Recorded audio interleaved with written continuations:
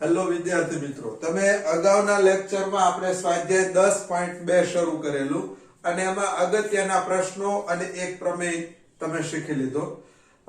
એ જ પ્રકારના દાખલા પણ હજી આપણે કન્ટિન્યુઅસ રાખી અને આ લેક્ચર આપણે આગળ લઈએ છીએ. પ્રશ્ન નંબર 6 સ્વાધ્યાય 10.2 શરૂ છે. વર્તુળના કેન્દ્રથી 5 સેમી અંતરે આવેલા, બરાબર, આકૃતિ દોરતા જઈએ. જુઓ, આ વર્તુળનું કેન્દ્ર દાખલા તરીકે O છે, એની બહારનું બિંદુ અહીંયા P છે. વર્તુળના કેન્દ્રથી 5 સેમી અંતરે આવેલા, આ 5 સેમી અંતર, બરાબર, 5 સેમી અંતરે આવેલા બિંદુ A થી અહીંયા આપણે A કરી નાખીએ. A થી દોરેલા સ્પર્શકની લંબાઈ, હવે અહીંયાથી આમ કરીને આમ સ્પર્શક દોરી નાખીએ, બરાબર. તો અહીંયા હું B કરી નાખું, બરાબર. એ સ્પર્શકની લંબાઈ કેટલી છે? 4 સેમી, બરાબર. તો પ્રશ્ન શું કીધો છે? ત્રિજ્યા શોધો. આ રીતે આમ કરીને આમ કરી નાખો. ત્રિજ્યા અને સ્પર્શક કાટખૂણો બનાવે, બરાબર. તો અહીંયા આપણે આ OB એટલે કે ત્રિજ્યા શોધવાની છે. તો આપણે ત્રિકોણ OBA માટે લખીએ. ત્રિકોણ OBA માટે પાયથાગોરસનો પ્રમેય શું થશે? કાટખૂણાની સામે એટલે કર્ણ, કર્ણનો વર્ગ એટલે OA નો વર્ગ, OA નો વર્ગ બરાબર પહેલી બાજુ OB નો વર્ગ વત્તા બીજી બાજુ AB નો વર્ગ, બરાબર. કિંમત મૂકતા જઈએ. OA નું માપ 5, 5 નો વર્ગ 5 × 5 = 25 બરાબર O થી B નું માપ ત્રિજ્યા એટલે અહીંયા લખીએ R નો વર્ગ વત્તા AB એટલે 4 નો વર્ગ કેટલો થાય? તો કે 16, બરાબર. તો 25 - 16 બરાબર R નો વર્ગ. તો R નો વર્ગ બરાબર 9. તો R બરાબર કેટલા? 3 સેમી. અને પ્રશ્ન એ જ છે કે વર્તુળની ત્રિજ્યા શોધો. ત્રિજ્યા કેટલી થાય? 3 સેમી લખી નાખો.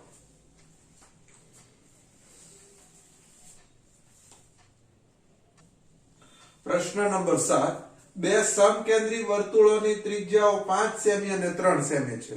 સમકેન્દ્રી વર્તુળ કેવી રીતે દોરાય પ્રથમ લેક્ચરમાં છે તે નોટ તમે જુઓ એટલે તરત ખબર પડી જશે કે એક જ કેન્દ્ર હોય અને જુદી જુદી ત્રિજ્યા હોય એવા એક જ સમતલમાં આવેલા વર્તુળો એને સમકેન્દ્રી વર્તુળ કહેવાય. આપણે દોરી બતાવીએ. જુઓ, આ પહેલું વર્તુળ અને એનું એ જ કેન્દ્ર અને આપણે બીજું વર્તુળ દોરીએ. તો આ સમકેન્દ્રી વર્તુળ. બે સમકેન્દ્રી વર્તુળની ત્રિજ્યા 5 સેમી અને 3 સેમી છે, બરાબર. તો જો આ મોટું વર્તુળ છે એની ત્રિજ્યા કેટલી? 5. આ નાના વર્તુળની ત્રિજ્યા કેટલી છે? 3, બરાબર. તો મોટા વર્તુળની જીવા નાના વર્તુળને સ્પર્શે છે. આ રીતે જો આમ કરીને આમ જીવા દોરી નાખીએ.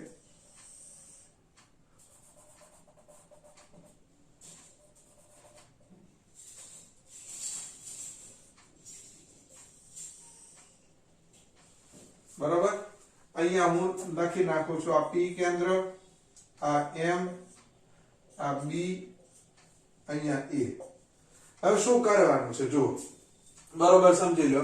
બે સમકેન્દ્રી વર્તુળોની ત્રિજ્યાઓ 5 સેમી અને 3 સેમી. મોટા વર્તુળની ત્રિજ્યા PB એ 5 સેમી છે. નાના વર્તુળની ત્રિજ્યા PM એ 3 સેમી છે. મોટા વર્તુળની જીવા, મોટું વર્તુળ એટલે આ, બરાબર, એની જીવા AB એ નાના વર્તુળને સ્પર્શે છે. એટલે જુઓ, મોટા વર્તુળની જીવા નાના વર્તુળને સ્પર્શે એટલે આ નાના વર્તુળ માટે આ જીવા છે સ્પર્શક. એટલે આ શું બની જાય? કાટખૂણો બની જાય, બરાબર. તો જીવાની લંબાઈ શોધો એટલે AB શોધવાનું. હવે શું કરશું આપણે? તો કે સૌથી પહેલા આપણે ત્રિકોણ PMB માટે પાયથાગોરસનો ઉપયોગ કરીએ અને MB નું માપ મેળવીએ.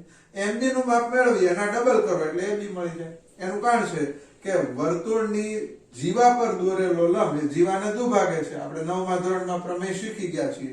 એટલે આ M બિંદુ છે ઈ AB નું મધ્ય બિંદુ છે. તો જો M થી B નું માપ જે હોય એના બમણા કરો એટલે જીવાની લંબાઈ મળે, બરાબર. તો જો આ રીતે થાય એક રીત કે ત્રિકોણ PMB માટે પાયથાગોરસના સિદ્ધાંત પ્રમાણે કર્ણનો વર્ગ એટલે PB નો વર્ગ બરાબર પહેલી બાજુ PM નો વર્ગ વત્તા બીજી બાજુ MB નો વર્ગ વત્તા MB નો વર્ગ. PB એટલે 5, 5 નો વર્ગ થાય 25 બરાબર PM એટલે 3 નો વર્ગ 9 વત્તા mb નો વર્ગ, તો 25 માઈનસ 9 બરાબર mb નો વર્ગ, તો mb નો વર્ગ બરાબર 25 માંથી 9 જાય તો 16, તો mb બરાબર 16 નું વર્ગમૂળ કેટલું થાય 4.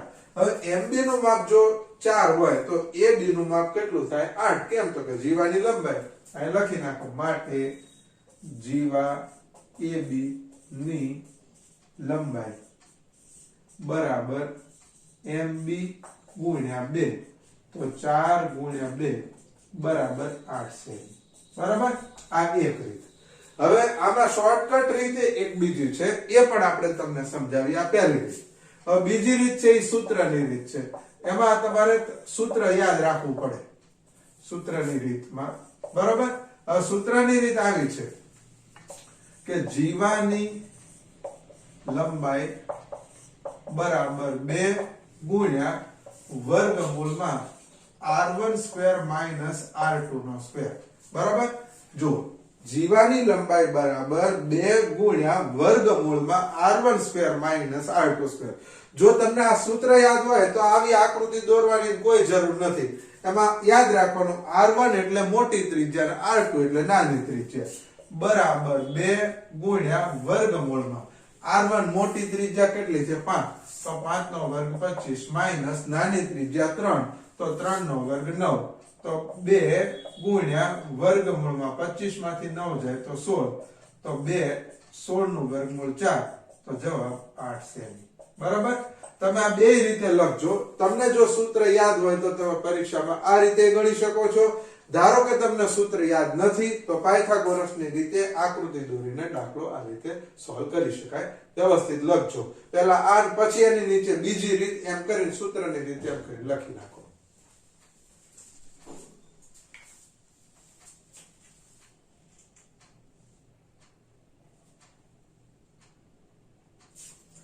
પ્રશ્ન નંબર 8, ચતુષ્કોણ ABCD એક વર્તુળને પરિગત છે. શબ્દ તમારી માટે પરિગત નવો હોય તો યાદ કરી લઈએ. પરિગત એટલે ચતુષ્કોણ 12 છે.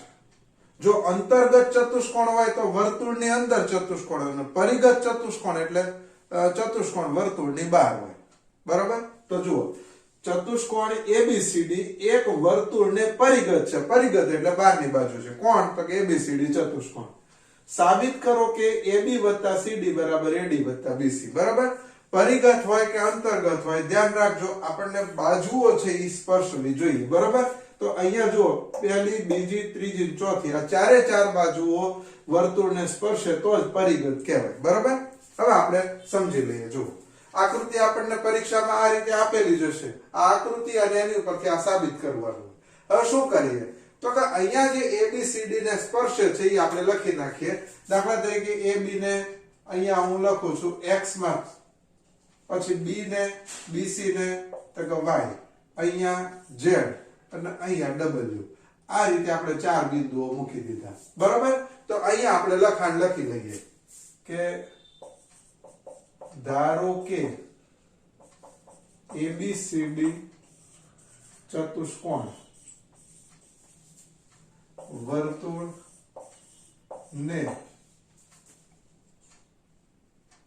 x y z w માં સ્પર્શે છે.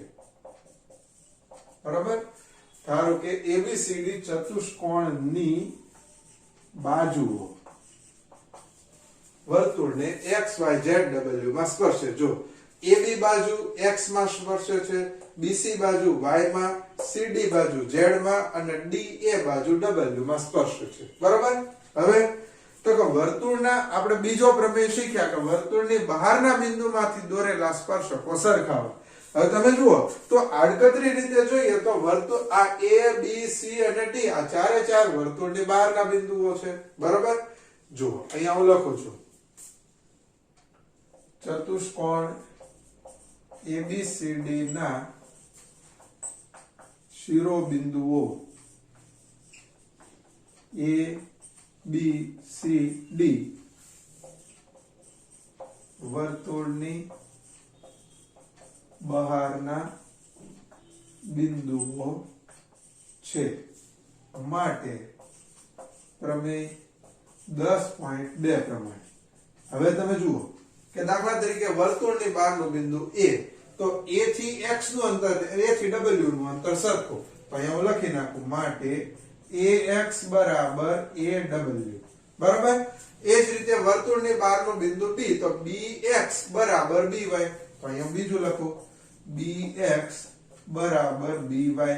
પછી વર્તુળની બહારનું બિંદુ C, તો CY બરાબર CZ, તો અહીંયા લખી નાખું CY બરાબર CZ.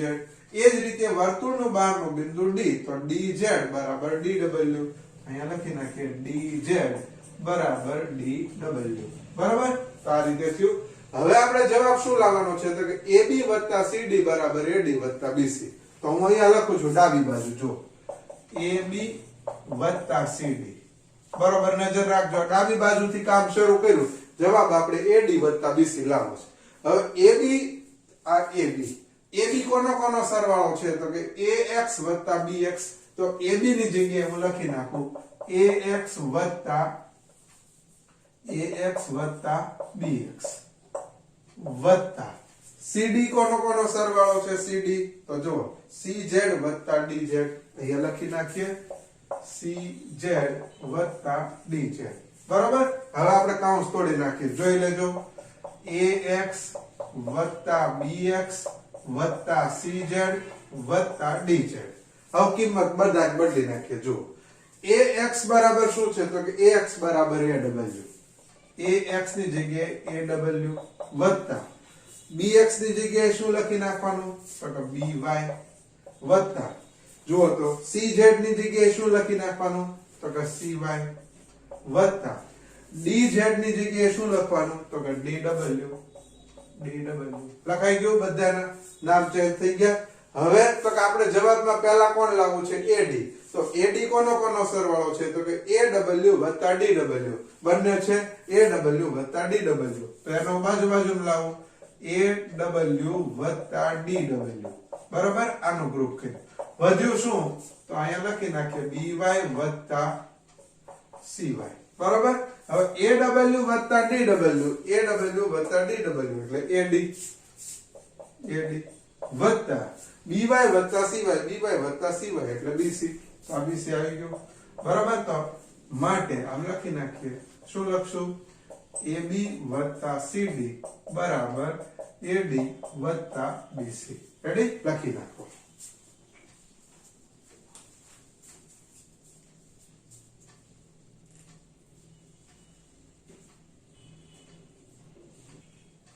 પ્રશ્ન નંબર 10, સાબિત કરો કે વર્તુળની બહારના બિંદુમાંથી વર્તુળને દોરેલા બે સ્પર્શકો વચ્ચેનો ખૂણો અને સ્પર્શ બિંદુઓને કેન્દ્રને જોડતા રેખાખંડ વચ્ચેનો ખૂણો એકબીજાને પૂરક હોય.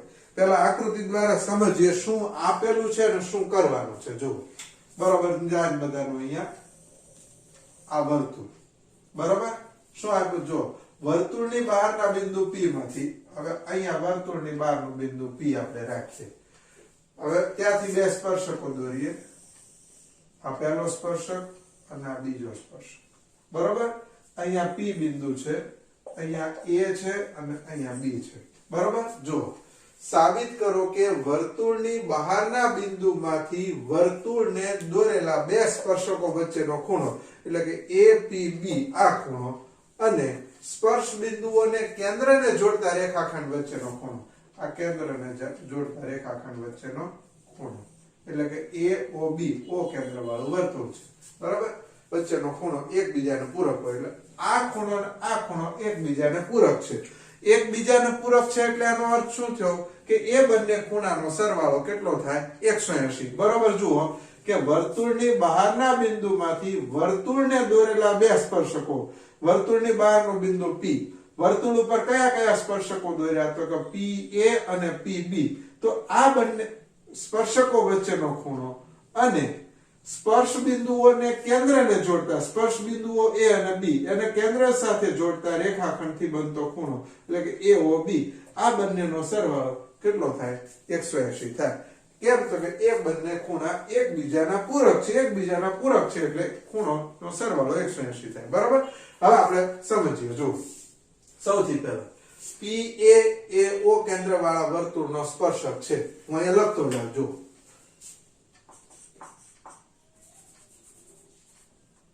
PA એ O કેન્દ્ર વાળા વર્તુળનો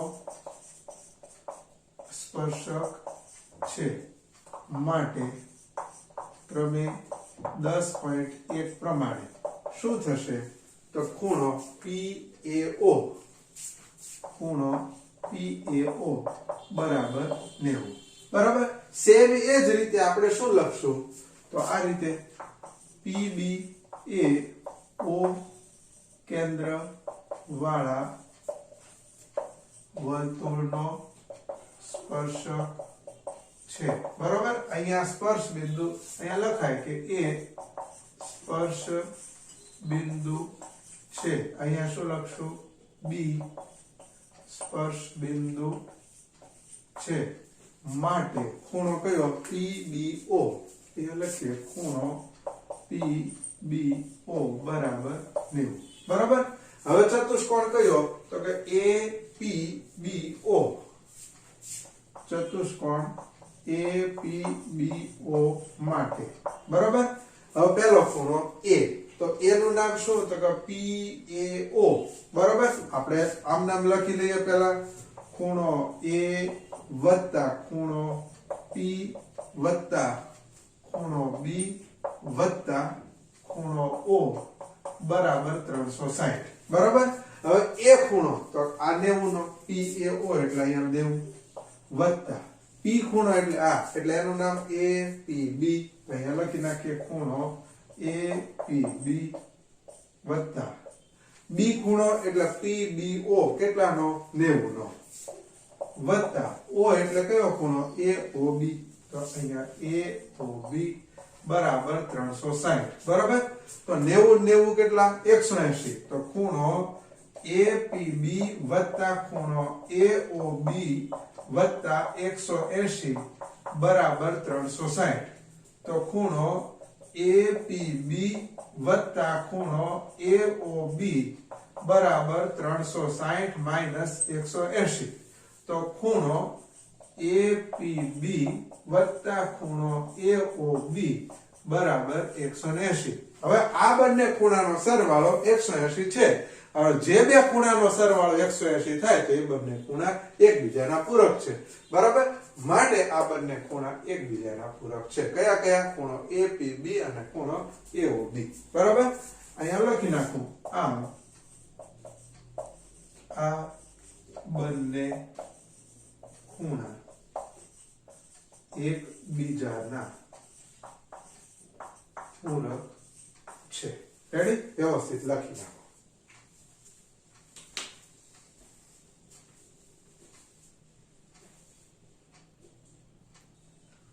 પ્રશ્ન નંબર 12. ઘણી વખત આ પ્રશ્ન પરીક્ષામાં પૂછાઈ ગયેલો છે અને પ્રમેયના અથવામાં પૂછાય છે એટલે 4 ગુણનો ક્વેશ્ચન છે. બરાબર સમજી લો કે ત્રિકોણ ABC એ 4 સેમી ત્રિજ્યા વાળા વર્તુળને પરિઘ છે. ત્રિકોણ છે એ વર્તુળને પરિઘ છે. જે પરિઘ હોય એ 12 હોય એટલે ત્રિકોણ 12 અને વર્તુળ અંદર. આપણે આકૃતિ દ્વારા સમજીએ. જુઓ આ રીતે અહીંયા આપણને કાટકોણ ત્રિકોણ છે એવી સ્પષ્ટતા કરી નથી. બરાબર. આ ત્રિકોણ ABC. બરાબર. ત્રિકોણ ABC એ 4 સેમી ત્રિજ્યા વાળા વર્તુળને પરિઘ છે. આ વર્તુળ આકૃતિ દોરો એમાં બરોબર ધ્યાન કેન્દ્રિત કરજો. આકૃતિ તમને સાચી દોરતા આવડશે તો અને તો જ આ દાખલો તમે ગણી શકો. બાકી સોલ્વ કરી શકાય એવું છે જ નહીં. બરાબર. જો અહીંયા આપણે આ રીતે આમ જોડી દઈએ તો આ 4 સેમી ની ત્રિજ્યા. આને આમ કરીને આમ જોડી દઈએ તો આ પણ 4 સેમી ની ત્રિજ્યા. આને આમ કરીને જોડી દો તો આ 4 સેમી ની ત્રિજ્યા થઈ. બરાબર. હવે જુઓ શું કીધું છે. રેખાખંડ BD અને DC. આ BD અને DC એટલે અહીંયા D બિંદુ આવશે. એ BC નું સ્પર્શ બિંદુ D આગળ અનુક્રમે 8 સેમી અને 6 સેમી એટલે આ માપ 8 સેમી આ માપ કેટલું 6 સેમી લંબાઈના રેખાખંડોમાં વિભાજન કરે છે. તો બાજુઓ AB અને AC AB નું AC નું માપ શોધો. હવે તમે હજી આપણે વિચારીએ કે અહીંયા આપણે ઈ બિંદુ મૂકી દો અને અહીંયા F બિંદુ મૂકી દો, બરાબર? તો વર્તુળની બહારના બિંદુઓ કયા કયા થયા? A, B અને C. સોરી, વર્તુળની બહારના બિંદુઓ. તો A થી F નું માપ અને A થી E નું માપ સરખું હોય. હવે બેમાંથી એક કેનું નથી એટલે આપણે કહી દઈએ x. B થી F નું માપ અને B થી D નું માપ સરખું હોય. હવે જો B થી D નું માપ 8 હોય તો આ કેટલું હોય?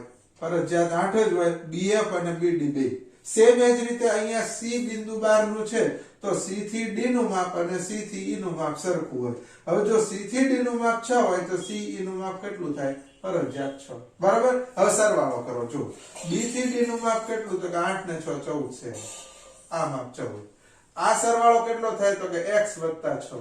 x 6. આ સરવાળો કેટલો થશે? તો કે x 8. બરાબર? આ રીતે થાય. હવે આને ગણવાની પદ્ધતિ વિશિષ્ટ છે. બરાબર? જોઈ લેજો કે આપણે એક ત્રિકોણ છે એના 3 ભાગ કરીએ છીએ. હવે ત્રિકોણનો આપણે જો ક્ષેત્રફળ શોધવું હોય, ત્રિકોણનું ક્ષેત્રફળ, તો ત્રિકોણના ક્ષેત્રફળ શોધવાનું સૂત્ર 1/2 ગુણ્યા પાયો ગુણ્યા વેધ. હવે તકલીફ એ છે કે અહીંયા આપણને વેધ નથી. વેધ નથી એટલે આપણે એ સૂત્રનો ઉપયોગ કરી શકતા નથી. તો 9મા ધોરણમાં આપણને ખ્યાલ હોય તો હેરોનનું સૂત્ર ભણેલા કે જ્યારે ત્રિકોણની 3 બાજુઓના માપ આપેલા હોય ત્યારે હેરોનના સૂત્રની મદદથી આપણે દાખલો સોલ્વ કરી શકીએ. હવે તો કે આપણે શું કરશું? તો કે પહેલા અહીંયા 3 ભાગ કરી નાખીએ. જોઈ લેજો. અહીંયા હું O બિંદુ મૂકું છું. જુઓ કે અહીંયા હું લખું છું. જુઓ શું લખશું? ત્રિકોણ ABC નું ક્ષેત્રફળ બરાબર કોનું કોનું ક્ષેત્રફળ? તો પહેલો ત્રિકોણ કયો? જુઓ બરોબર, AOB. આ ભાગનું ક્ષેત્રફળ એટલે અહીંયા હું લખું ત્રિકોણ AOB નું ક્ષેત્રફળ વત્તા બીજો ત્રિકોણ BOC. જો AOB, BOC અને ત્રીજો COA. તો અહીંયા બીજો ભાગ તો કે અહીંયા લખીશ BOC નું ક્ષેત્રફળ વત્તા ત્રિકોણ કયો? COA નું ક્ષેત્રફળ. બરોબર? હવે આ ડાબી બાજુ જમણી બાજુ બેને આપણે સરખામણી કરવાની છે. તો પહેલા આપણે ત્રિકોણ ABC નું ક્ષેત્રફળ શોધીએ. જોજો ત્રિકોણ ABC નું ક્ષેત્રફળ. બરાબર? આ ક્ષેત્રફળ ગણતરી કરવા માટે આપણે હેરોનના સૂત્રની મદદથી કામ કરશું. એટલે સૌથી પહેલા અર્ધ પરિમિતિ AS બરાબર A + B + C ભાગ્યા 2. જોઈ લો. S એટલે અર્ધ પરિમિતિ, A એટલે પહેલી બાજુ. પહેલી બાજુ કેટલી છે? તો કે x + 8. અહીંયા હું લખું છું x + 8 વત્તા B નું માપ કેટલું છે? બીજી બાજુ એટલે 14 વત્તા ત્રીજી બાજુ x + 6 છેદમાં 2. બરાબર. હવે સરવાળો કરીએ. x + x એટલે કેટલા થાય? 2x વત્તા 14 ને 6 20 ને 8 28 છેદમાં કેટલા? 2. 2 માંથી 2 કોમન કાઢો. 2 કોમન કાઢો એટલે x ગયા અને 14 × 2 એટલે વત્તા 14 છેદમાં 2. આ 2 અને 2 ગયા તો પરિમિતિ s બરાબર x + 14. આ અર્ધ પરિમિતિ આવી. બરાબર? હવે આપણી ગણતરી શું થશે? તો કે જુઓ ત્રિકોણ ABC નું ક્ષેત્રફળ બરાબર સૂત્ર આવું છે. વર્ગમૂળમાં s, s - a, s - b અને s - c. બરાબર? ગણતરી કરીએ. જોઈ લેજો. ગણતરી ખાસ શીખવા જેવી છે. s એટલે અર્ધ પરિમિતિ કેટલી? x + 14. તો s ની જગ્યાએ હું લખું x + 14. બરાબર? પછી s - a. s એટલે x + 14 માઈનસ પહેલી બાજુ શું છે? x અને 8 બે છે તો 2 બાદ કરો -x - 8. પછી s - b. s એટલે x + 14 એમાંથી b એટલે બીજી બાજુનું માપ -14. બરાબર? પછી ત્રીજી બાજુ s - c એટલે x + 14 માઈનસ c એટલે ત્રીજી બાજુ 2 બાદ કરો એટલે -x - 6. બરાબર? જો આપણે ગણતરી કરવામાં ભૂલ ન કરીએ તો દાખલો સહેલો છે, લાંબો છે પણ સહેલો છે. હિસાબ કરીએ. બરાબર વર્ગમૂળમાં અહીંયા x + 14.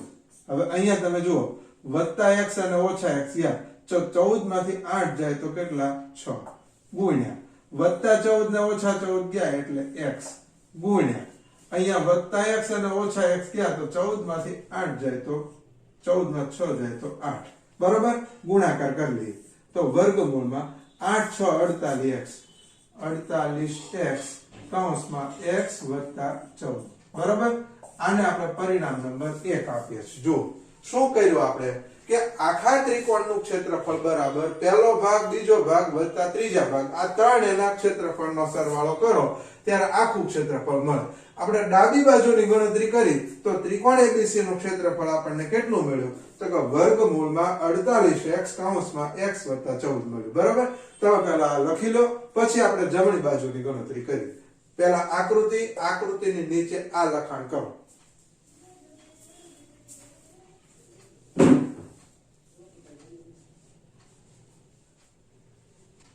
હવે જો તમે લખી લીધું છે હવે આપણે જમણી બાજુની ગણતરી કરીએ જો ત્રિકોણ AOB નું ક્ષેત્રફળ વત્તા ત્રિકોણ BOC નું ક્ષેત્રફળ વત્તા ત્રિકોણ COA નું ક્ષેત્રફળ બરાબર હવે ગણતરી કરો જો 1/2 ગુણ્યા બરાબર નજર AOB હવે આ સ્પર્શક અને આ ત્રિજ્યા એટલે આ એકબીજાને લંબ હોય અહીંયા લંબ હોય અને અહીંયા પણ લંબ હોય એટલે શું થશે 1/2 ગુણ્યા પાયો પાયો એટલે AB અને વેધ એટલે કેટલા તો કે 4 આ વેધ OF એટલે 4 તો AB ગુણ્યા 4 અહીંયા હું લખી નાખું AB ગુણ્યા 4 બરાબર સેમ એ જ રીતે તમે જુઓ BOC નું ક્ષેત્રફળ તો BOC નું ક્ષેત્રફળ એટલે 1/2 ગુણ્યા પાયો 14 ગુણ્યા વેધ કેટલો તો કે 4 વત્તા ત્રિકોણ COA નું ક્ષેત્રફળ 1/2 ગુણ્યા પાયો શું છે AC પાયો AC ગુણ્યા વેધ કેટલો 4 બરાબર સાદું રૂપ આપો જો 2 4 તો અહીંયા પહેલા વધ્યા 2 AB એટલે કેટલા AB નું માપ તો કે x 8 2 કૌંસમાં x 8 પછી વત્તા 2 + 14 તો 7 ચોકુ 28 વત્તા 2 2 4 તો અહીંયા વધ્યા 2 અને AC નું માપ કેટલું છે AC નું તો કે x 6 અહીંયા હું લખી નાખું x 6 સાદું રૂપ આપો જો 2 ગુણ્યા x 2x 2 * 16 વત્તા 28 વત્તા 2 ગુણ્યા x 2x વત્તા 2 * 6 12 બરોબર સરવાળો કરો 2x ને 2x એટલે અહીંયા આવશે 4x વત્તા આ 1 આ 2 અને આ 3 એનો સરવાળો 2 ને 8 10 ને 6 16 નો છગડો વધી 1 1 ને 1 2 ને 2 4 ને 1 5 બરાબર તો 4 કોમન કાઢી લો તો અંદર શું રહેશે x 14 આના પરિણામ નંબર 2 કયો બરાબર અહીંયા સુધી બધા લખી નાખો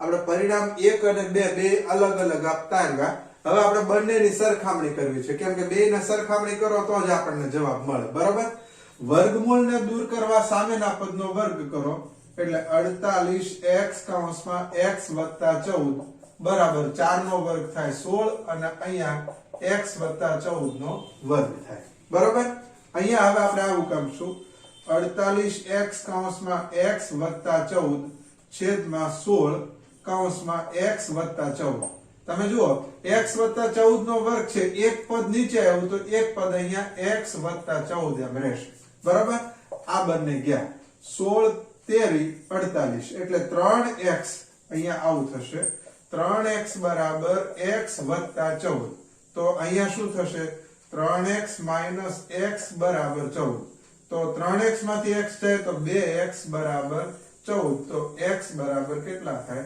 7 હવે આપણે બંને બાજુઓના માપ મેળવીએ તો પહેલી બાજુ AB તો અહીંયા હું લખી નાખું શું લખશું AB બરાબર કેટલા માપ છે x 8 x 8 તો AB નું માપ x એટલે 7 + 8 7 * 14 ને 15 AB નું માપ 15 સેન્ટીમીટર થાય બરાબર પછી બીજું માપ છે AC નું માપ કેટલું છે તો કે x 6 તો x એટલે 7 + 6 તો 7 ને 6 13 સેન્ટીમીટર.